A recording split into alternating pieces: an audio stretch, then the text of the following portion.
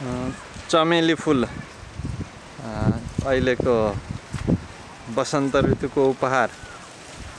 यो चमेली फुल को वासना मात्रै सुँघ्दा पनि मनमा आनन्द आउँछ र यो टाढैबाट यतातिर चमेली फुल फुल्यारहेछ भनेर थाहा हुन्छ। यो चमेली फुल खालि मिठो बास्ना मात्रै आउने होइन, यो औषधीय गुणले पनि भरिपूर्ण पुष्प हो। यो यसको पात दाँत दुखेकोमा, दाँत किरा लागेकोमा यो पात चपाउनुलाई एउटा उपचार भनेर मानिएको छ। अनि त्यस्तै गरी यो फुल धेरै समय रहँदैन, तर फुल सुकाएर राख्यो भने त्यसले पनि औषधिको काम गर्छ।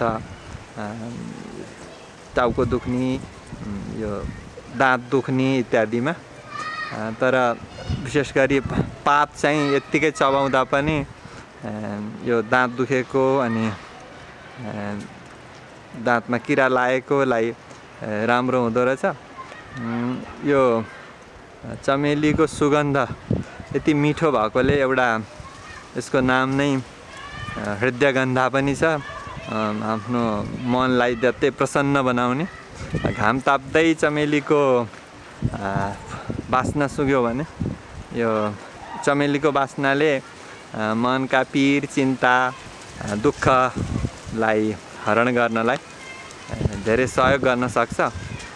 अतः यो समयको वसन्तको उपहार हो यो चमेली फुल।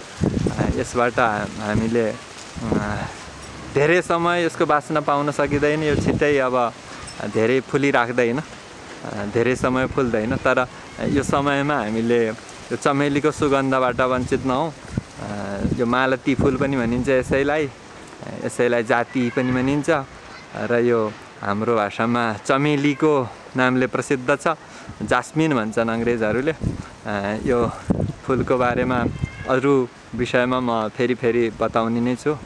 अहिलेलाई यति नै।